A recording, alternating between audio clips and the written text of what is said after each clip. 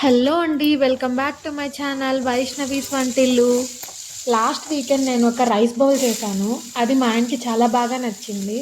So అలాంటి టైపే ఇంకొక ఫ్లేవర్తో రైస్ బౌల్ చేయమని చెప్పాడు. సో నేను ఈరోజు అయితే ముందు ప్రాసెస్లోనే కాస్త డిఫరెంట్గా చేశాను. ఈరోజు నేను చేస్తున్న రైస్ బౌల్లోకి ముందు ప్యాన్ పెట్టి ఆయిల్ వేసుకొని లేదా గీ వేసుకొని అందులోకి జీరా కాస్త వెల్లుల్లి వేసుకొని మీ దగ్గర ఉన్న వెజ్జీస్ అన్నీ వేసుకోండి. నేను ఇక్కడైతే క్యారెట్, కార్న్, బ్రాకలీ, కాస్త ఆనియన్ వేసి మగ్గిన తర్వాత చిల్లీ ఫ్లేక్స్, ఒరిగానో వేసి బాగా కలుపుకున్నాక ఇవి కాస్త మగ్గాలి. సో ఇవి మగ్గేలోపు మనం బ్రాకలీని కట్ చేసుకొని పెట్టుకుందాం. బ్రాకలీ ఎందుకు అనుకుంటున్నారా? నేను ఈరోజు చేస్తున్నది broccoli rice bowl. So main ingredient ఇదే.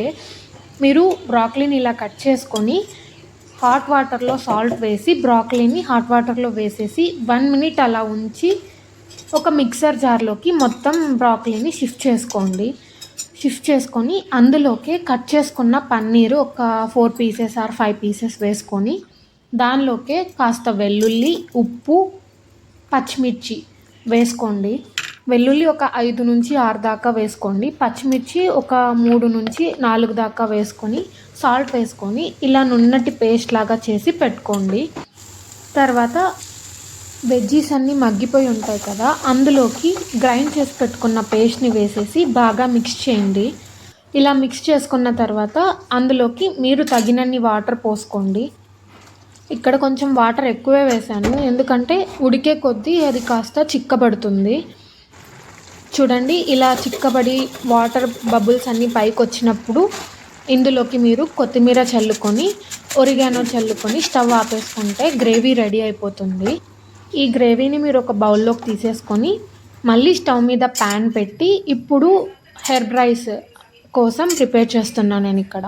సో ఆయిల్ వేసుకొని అందులోకి సన్నగా కట్ చేసి పెట్టుకున్న వెల్లుల్లి వేసుకొని వెల్లుల్లి కాస్త మగ్గిన తర్వాత అందులోకి కాస్త జీరా వేసుకొని అది కాస్త చిటపట్లాడిన తర్వాత మీరు అందులోకి కాస్త తగినంత కారం పొడి వేసుకోండి, లేదా చిల్లీ ఫ్లేక్స్ ఉంటే చిల్లీ ఫ్లేక్స్ వేసుకోండి. నా దగ్గర చిల్లీ ఫ్లేక్స్ లేవు కాబట్టి కారం పొడి వేసాను.